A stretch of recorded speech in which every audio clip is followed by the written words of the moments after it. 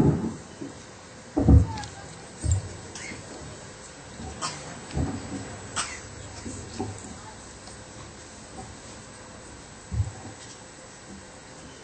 राम जय राम, श्री राम जय राम, जय राम श्री राम।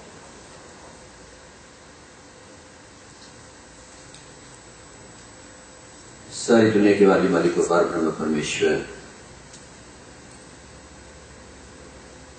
परमपिता परमात्मा अखिलेश्वर जगदीश्वर मेरे भगवान सर्वशक्तिमान दया निधान कृपा निधान मेरे राम मेरे घनश्याम, आपके चरणारविंद में मेरा बारंबार प्रणाम। मेरे आराध्य, मेरे पूज्य, मेरे रोम रोम में समाये हुए आश्रम के कण कण में व्याप्त, आपके दिलों में शासन करने वाले, भारतीय संस्कृति के उद्धारक, इसके प्रचारक और प्रसारक, परमपिता परमात्मा का दूत बनकर के धरा पर आए, धरा को धाम बनाया आपने। ऐसे दिव्य जन्मा दिव्य महामानव,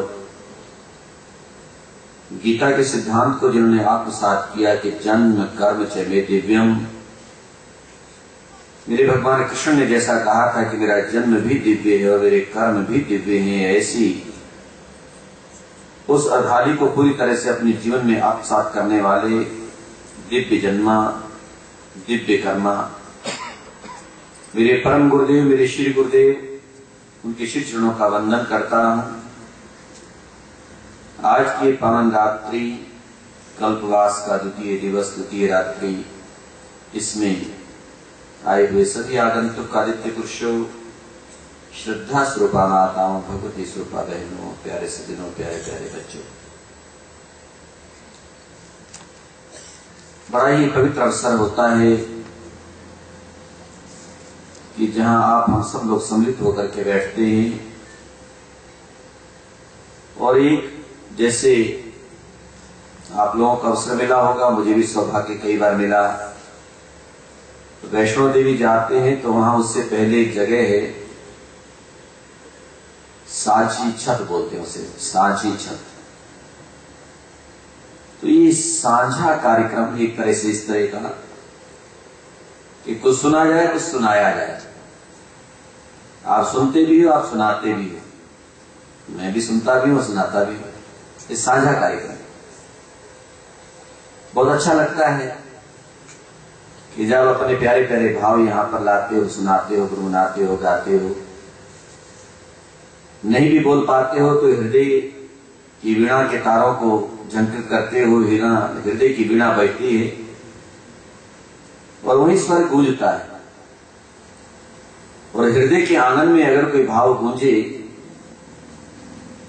पर्णकुटी में गूंजे, किसी पिंडाल में गूंजे, किसी वातावरण में गूंजे या आकाश में गूंजे, उसका महत्व तो हो सकता है अपनी जगह होगा। लेकिन आज मैं इतना आपको बता दूं कि अगर आपके हृदय में प्रभु नाम की वीणा गूंजे, उसका महत्व दुनिया में कहीं और हो नहीं सकता, उसकी बराबरी, उसका मुकाबला कोई कर नहीं सकता। कि हृदय में प्रभु नाम वो गूंजना चाहिए और महके तो हृदय का आंगन महके।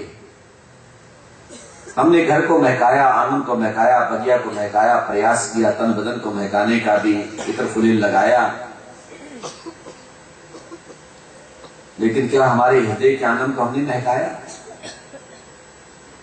और हृदय के आंगन के बारे में अगर किसी ने सोच लिया कि मुझे तो अपने दिल का आंगन, हृदय का आंगन महकाना है, उससे बड़ा सौभाग्यशाली जीव भी दूसरा और कोई हो नहीं सकता। जगत में आने के बाद जीवन सार्थक हो जाता है उस व्यक्ति का जिसने अपने हृदय को महका लिया है। और इस बात को आप लोगों ने कई बार सुना भी है, जानते भी हैं, क्योंकि सत्संगी है ना। अगर मैं आप लोगों से पूछूं कि ईश्वर कहां रहता है, मुझे नहीं लगता है कि आप लोग जवाब ना दे पाए। ना हम बसावी वैकुंठी योगी नाम हृदय न च, कि भगवान का ये भी कहना है कि मैं वैकुंठ में नहीं रहता। केवल मात्र कोई ये सोचे योगियों के हृदय में रहता हूं तो ये भी पूर्ण सत्य नहीं है, वहां रहता हूं, लेकिन मेरा अन्य भी एक स्थान है, मद भक्ता यत्र गायन्ति तत्र तिष्ठामि नारद, कि जहां मेरे भक्त मेरा गुणानुवाद करते हैं, मेरी बात करते हैं, मैं उन लोगों के बीच में रहता हूं। और गीता को अगर सामने रखें तो गीता में भगवान ने कहा, भगवान वेद व्यास ने उसको उल्लेख किया, लिखा उन्होंने। अर्जुन को पार्थ को गीता सुनाते हुए भगवान कृष्ण ने कहा था, ईश्वर सर्वभूतानां हृद्देश्ये अर्जुन तिष्ठति। ये अर्जुन जो ईश्वर नाम की सत्ता है, जो ऐश्वर्य संपन्न है, वो ईश्वर वो लोगों के हृदय में रहता है। उसके रहने का स्थान अगर कोई है तो लोगों का हृदय, क्योंकि हृदय जैसा बहुमूल्य और कोई हो नहीं सकता, हृदय जैसा गुप्त और कोई हो नहीं सकता। ये हृदय गुप्त भी बहुत है और इसी में गुप्त वस्तु को रखा जाता है। और भगवान भी कहते हैं गुप्त रहते हैं। वो प्रकट तो किसी रूप में हो जाए, वैसे लगभग वो गुप्त रहते हैं, निराकार रूप में रहते हैं। उसकी जो सत्ता है वो निराकार रूप में है, इसलिए उसे कण कण में बताया गया कि कण कण में उसका वास है और गुप्त निवास उसका हृदय में है। मैं अभी परसों कहीं हंस रहा था, ऐसे कहीं बात हो रही थी, पता नहीं किससे मैं कह रहा था। मैंने कहते शुक्र है परमात्मा का कि लोग एक दूसरे के दिल की बात को पूरी तरह समझ नहीं पाते, ये उसका शुक्र मानो। अगर आप सबको पता लगने लग जाए ना कि इसके दिल में क्या है, तो रोजाना सिर्फ फूटे इतना फसाद हो, इतना झगड़ा हो, इतनी लड़ाई हो जिसका हिसाब नहीं, क्योंकि पता है दिल में क्या क्या होता है, मन में क्या क्या होता है। ये तो उसकी कृपा है कि जो आपके दिल में है वो सारी बात लोगों के सामने आ नहीं पाती है, छिपी रह जाती है। खैर आप बुद्धिमान हैं, समझदार हैं, आप सबको पता लग चुका है कि मैं क्या कहना चाह रहा हूं। और अगर थोड़ा बहुत समझ आई हो तो मैं ये भी कहना चाह रहा हूं कि भैया दिल को साफ रखा करो, इस मन को पवित्र रखा करो, दिल में सफाई रखा करो। हमारे दिल में कूड़ा करकट बहुत आता जा रहा है, इसमें कचरा बहुत आ रहा है। तो हमारा दिल है तो कचरे का घर है ये, इसे कूड़ादान ना बनाओ, इसे कचरे का घर ना बनाओ, इसमें कूड़े का ढेर ना लगाओ, इसे डस्टबिन ना बनाओ। आपको याद होगा मैंने कई वर्ष पहले कहा था, डस्टबिन हो तो आपके इस दिल के किसी कोने में होना चाहिए। फिर हमें वो बात याद आती है, कई बार हंसते हंसते लोग कह देते हैं ना दाल में कोई काला है, फिर कई लोग कहते हैं सारी दाल ही काली है। ये मैंने सुना है लोगों से। कभी कभी ऐसी स्थिति हो जाती है, ऐसे हालात सामने आ जाते हैं, कहते हैं कि दाल में काला नहीं है, सारी दाल ही काली। किसी के घर संत गए और उन्होंने कहा देखो ऐसे है, भोजन हमने पाना है, भोजन तैयार हो रहा था, लेकिन रसोई से कुछ ऐसी, अब उसे महक कहूं, सुगंध कहूं, दुर्गंध कहूं, जो भी समझो आप, वो कुछ ऐसी आई। तो संत जी ने कहा आकर बैठे बैठे, कहने लगे कहीं सब्जी में प्याज तो नहीं डाल रहे हो? तो कहने लगे ना ना ना महाराज बिल्कुल नहीं। फिर बाद में पता चला सब्जी में प्याज नहीं डाल रहे, सब्जी ही प्याज की बना रहे थे। तो ऐसा कभी कभी हो जाता है। अभी बात आई गई है हंसते हंसते, तो ये बात भी कह दी। दुनिया है, दुनिया में हर तरह के लोग होते हैं, पता नहीं कैसी कैसी सोच को लेकर चलते हैं, कैसा कैसा जीवन, कैसी कैसी करनी उनकी होती है। अब एक व्यक्ति ने तो यहां तक कह दिया ना महाराज हम तो प्याज को हाथ भी नहीं लगाते, हम तो प्याज बिल्कुल नहीं खाते हैं, हमारे यहां तो अंडे में भी प्याज का छोक नहीं लगता है। इसका मतलब है कि घर में अंडे तो बनते हैं, तो प्याज का छोक नहीं लगाते। हर तरह की दुनिया ऐसा। खैर चलिए बात बीच में आ गई थी। हमारा हृदय जो है ना, हृदय में किसी कोने में डस्टबिन हो तो अच्छी बात है, लेकिन हमारा सारा हृदय ही डस्टबिन न बन जाए। हमने तो अपने दिल को कूड़ा घर बना दिया है। अरे दिल को कूड़ा घर नहीं बनाना, दिल के अंदर किसी कोने में कूड़ादान रखना है।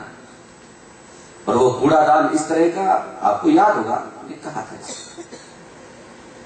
कि जब कभी ऐसी वैसी बात कोई देख लो, ऐसी वैसी बात कोई सुन लो जो अनुपयोगी हो, आवश्यकता ना हो, जिसकी त्याज्य हो, त्याग करने योग्य हो, ऐसी चीज को देख लो या सुन लो तो उसको अपने अंदर जो डस्टबिन है उसके अंदर डाल दो। क्योंकि अनावश्यक चीजें जो हैं उसको हृदय में नहीं रखा जाता है। उनको तो लिया, सुना, देखा और डस्टबिन में डाला। कई बार इंसान की मजबूरी हो जाती है, उसे बचना चाहिए ऐसी वैसी बातों से, सुनने से और देखने से। लेकिन मैंने कहा ना, कभी मजबूरी हो जाती है ऐसी कि न चाहते हुए भी सुना जा सकता है, न चाहते हुए भी देख लिया जाता है। कोई बात नहीं, अगर तूने देख लिया, सुन लिया तो क्या हो गया, कोई बात नहीं। लेकिन भले आदमी, अगर तूने गलत चीज को सुना है या गलत चीज को देखा है तो उसको देख करके, सुन करके हृदय में मत रख, उसे डस्टबिन में डाल, खत्म, वही खत्म हो जाना चाहिए। फिर मुझे एक बात याद आती है, वो भी शायद कई वर्ष पहले कहा था। गुरु ने उपदेश दिया शिष्यों को, और शिष्यों में दो शिष्य जो है, बहुत सारे शिष्य जैसे बैठे होते हैं, उनको उपदेश करते हैं गुरुदेव। महापुरुष ने उपदेश दिया, गुरुदेव ने उपदेश दिया शिष्यों को, और उनमें से दो शिष्य संयोग बना ऐसा कि गंगा के किनारे, गंगा ही कहूंगा, उसके किनारे जा निकले। सर्दी का समय था,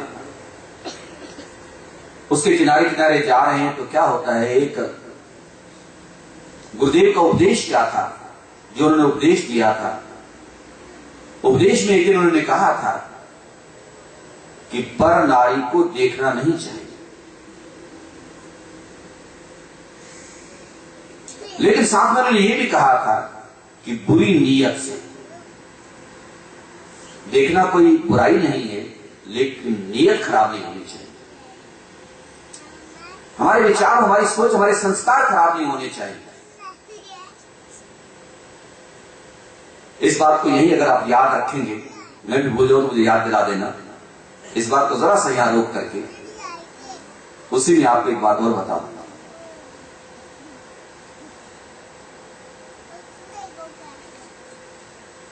कि आसमान पर उड़ती है चील, उसकी निगाह नीचे रहती है, नीचे भी क्या देखती है वो, मांस को, मरे हुए जीव को देखती है। और धरती पर रहता है चकोर, और वो चांद को देखता है। अगर वो ऊपर को देखेगा तो ऊपर चांद को देखेगा, और आसमान पर रहने वाली जीव चाहे ऊंचाइयों पर चली गई है, लेकिन वो ऊंचाइयों पर जाने के बाद भी नीचे मरे हुए जीवों को ढूंढती है, मांस को ढूंढती है। ऐसी ऊंचाई पर जाने का भी क्या फायदा, कि ऐसी ऊंचाइयों पर अगर जीवन चला गया तो उसका भी क्या लाभ, कि हमारी निगाह कहां है। यहां पर यही मैं निवेदन करना चाहता था, हम कहां हैं, हम कहां बैठे हैं, हम पाताल में हैं या आसमान पर हैं, शायद उसका उतना महत्व नहीं। हम मंदिर में हैं या शमशान में हैं, शायद उसका उतना महत्व नहीं। महत्व है तो इस बात का है, हम जहां भी हैं, लेकिन हमारी निगाह कहां है, हमारी नजर कहां है। चलो नजर भी जहां है उसका भी उतना महत्व नहीं है। महत्व यह है तो जहां भी नजर हमारी है, उस नजर को वहां रखकर हम सोच क्या रहे हैं, हमारी सोच का महत्व है। और उस सोच में भी अच्छी सोच और बुरी सोच, क्या हमने किसी को देखा और गलत सोचा तो गलत है, क्या हमने किसी को देखा और अच्छा सोचा तो अच्छी बात है। तो निर्भर करता है हमारे विचारों पर, हमारे संस्कारों पर, हमारी सोच पर। हमारी सोच ठीक होनी चाहिए, हमारे विचार ठीक होने चाहिए। अब बताओ कौन सी बात छोड़ी थी बीच में? देखने से कोई नुकसान नहीं है, लेकिन ईमानदारी से देखना चाहिए। बुरी नजर से देखना है तो नीयत कैसी हो, सारी स्त्री को बुरी, हमारी नीयत खराब नहीं होनी चाहिए, हमारे विचार और संस्कार खराब नहीं होने चाहिए। इसलिए गंभीरता से आप लोगों से कहना चाहता हूं, ये संसार, ये जगत है, इसमें हम लोग देखेंगे भी सही, हम लोग सुनेंगे भी सही, लेकिन सुन करके ऐसी वैसी बातों को उसे डस्टबिन में डालना होगा, देख करके ऐसी वैसी बातों को उन्हें डस्टबिन में डालना होगा। इसलिए दिल के किसी कोने में डस्टबिन रखना चाहिए। प्रयास करें, कोशिश करें, हमने जीवन को अच्छा बनाना है, अच्छी राह पर चलाना है, जीवन को सार्थक करना है। मुझे तो बहुत अच्छा लगता है। अब देखो ना, आप यहां पर आते हो, अपनी प्यारी प्यारी बातें सुनाते हो, मैं तो गौर से एक एक शब्द सुनता हूं। बहुत अच्छा लगा, डॉक्टर साहब ने बहुत अच्छा कहा, बहनों ने भी बहुत अच्छी बातें बताई, सनी का भजन, रमेश जी की बात मन में प्रवेश कर जाती है। और छोटे छोटे बच्चे इन्होंने प्रारंभ किया, एक एक शब्द आप लोगों का सराहनीय। जहां से भी आते हैं ये शब्द, जहां भी पैदा होते हैं भाव, क्योंकि यहां दोनों चीजें हैं, वो भी मैं आपको बता दूं। यहां पर कुछ पंक्तियां तो बाहर से आती हैं, कुछ लाइनें बाहर से आती हैं, कुछ शब्द बाहर से आते हैं, और कुछ ऐसे होते हैं भाव जो हृदय में पैदा होते हैं। यहां दोनों चीजों का सम्मिश्रण है। कुछ तो हमने सुनी सुनाई बातें होती है, उनको कहते हैं। कुछ सुनी सुनाई बातें जो हैं हमारे हृदय की भावनाओं के साथ मिल जाती हैं, हमने उन बातों को सुना हुआ भी है, वो पंक्तियां कहीं से आई हुई भी हैं, और हमें स्वीकार भी करना पड़ेगा। उसमें धर्मदेव भी शामिल है। आज अगर मैं कहूं कि मैं बोलने वाला हूं, तो भैया कहां से बोलने वाला है, ये शब्द कहां से आए, मैंने तो पैदा किया है इन शब्दों को। आज से 35-40 साल पहले जब कभी अध्ययन काल चल रहा था, तो उस समय मुझे अभी तक मेरे मस्तिष्क में वो बातें हैं। 30-32 साल पहले जब शास्त्री कर रहा था, सन 78 में, 36 साल पहले, सन 78 में सबसे पहले जब मैंने पढ़ा, तो उस समय कुछ शब्द ऐसे, तिलक ने भी शास्त्री किए, जिन्होंने शास्त्री किए उनको पता हुआ कि शंकर जी के डमरू से पैदा हुए। कमाल तो ये 14 सूत्र हैं व्याकरण के, अयो रील एवं अयो झयवर यम गम धम, 14 सूत्र, 14 सूत्र वो शंकर जी के डमरू से पैदा हुए। उन्होंने डमरू बजाया और उसी से सूत्र पैदा हुए, और उन्हीं डमरू से निकले सूत्रों से सारा व्याकरण बना।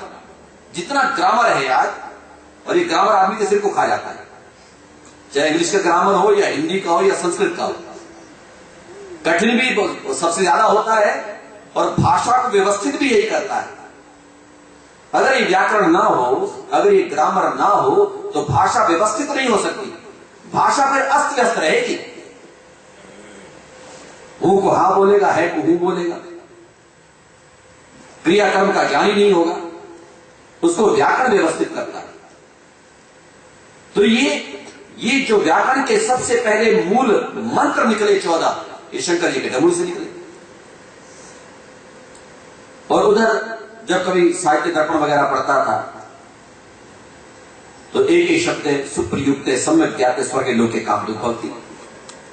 अब मैं इस ओर ज्यादा नहीं जाना चाहता, क्योंकि आप सामान्य तो उलझ जाओगे कि एक शब्द कहां से पैदा हुआ। जैसे अभी आपके सामने जिक्र आ भी रहा था, कल जयकृष्ण जी ने बताया था कि एक शब्द हुआ था दै, तो मानवों ने, दैत्यों ने और मनुष्यों ने उसके अपने अपने भाव लिए कि भगवान ने कहा दै, तो मनुष्य को चाहिए कि वो दान करे।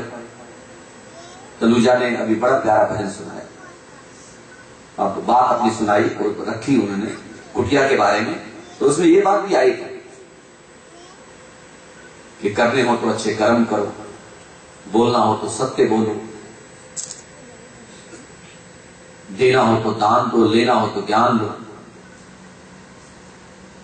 मुझे नहीं पता आप लोगों ने सबने सुना कि नहीं सुना, पर मैं तो सुन रहा था।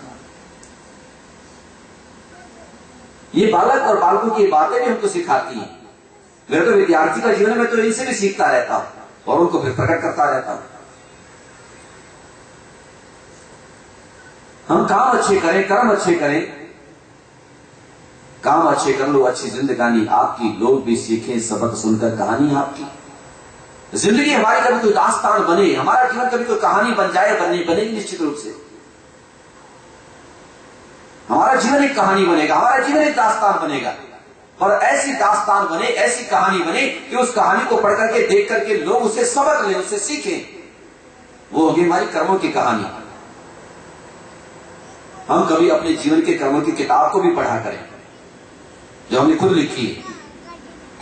अच्छे कर्म करें, अच्छी किताब लिखें, अच्छा मैटर लिखें, जिसके नीचे हम कुछ हस्ताक्षर भी कर सके। कहीं ऐसे ना हो कि हमने किताब तो लिख डाली, पढ़ने तो लिख डाले, लेकिन जब हस्ताक्षर करने का वक्त आया तो हाथ कांपे, क्योंकि वो जो लिखा गया है वो ठीक नहीं लिखा गया, हमारे कर्म अच्छे नहीं रहे।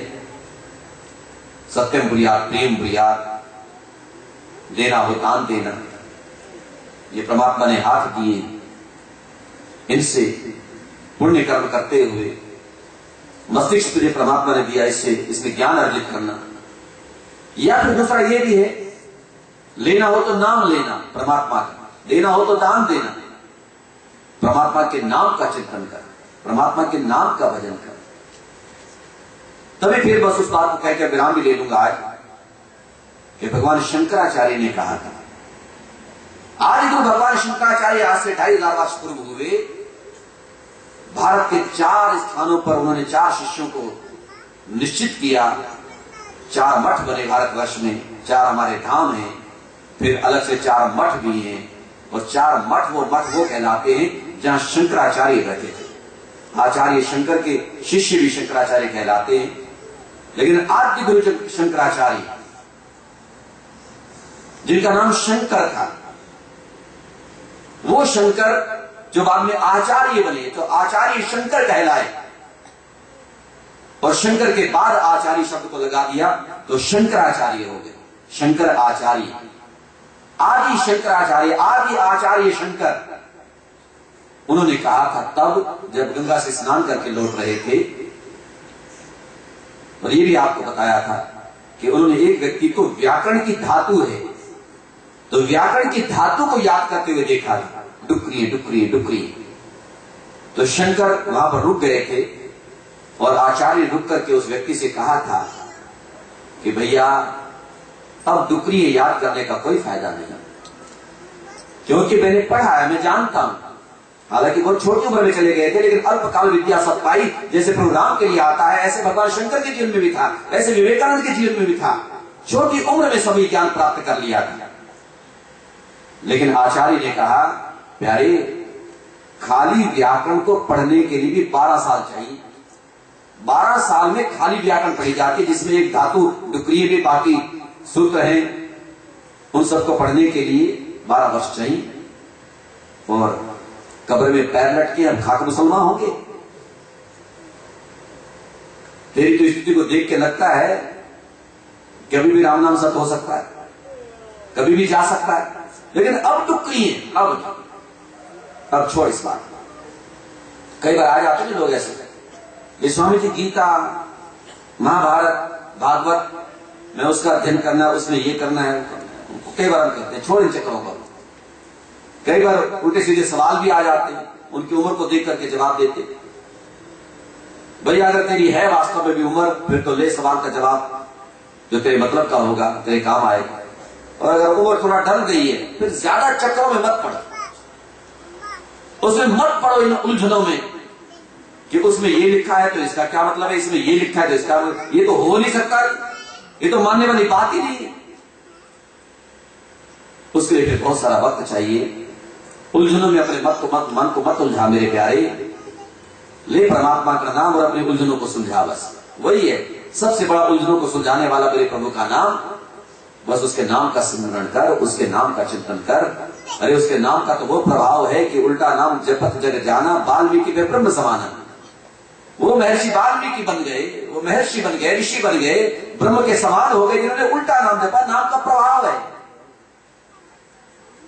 तो नाम जप, लेना है तो नाम ले, देना है तो दान दे। और वो गीता की बात कहकर मैंने कहा ना विराम ले लेता हूं। तो भगवान शंकराचार्य जब इस बात को कहते हैं कि डुकरी डुकरी है, कोई फायदा नहीं है, तो क्या करूं? कर ले परमात्मा का नाम, भज गोविंदम गोविंदम भज मूढ़मते, प्राप्त सन्निहिते मरणे नहीं रक्षित। अब मृत्यु सामने खड़ी हो तो उस समय टुकड़ी तेरी रक्षा नहीं करेगी, ये धातु तेरी रक्षा नहीं करेगी, रक्षा करेगा तो परमात्मा का नाम करेगा। इसलिए गोविंद का भजन कर, गोविंद का स्मरण कर, वही तेरे जीवन की रक्षा करेगा। इससे अगली बात कल परमात्मा कृपा करें। सर्वे भवन्तु सुखिनः, सर्वे सन्तु निरामया, सर्वे भद्राणि पश्यन्तु, मा कश्चित् दुःख भाग् भवेत्। ओम शांति शांति शांति। गीता की बात रहेगी कल बता देगी।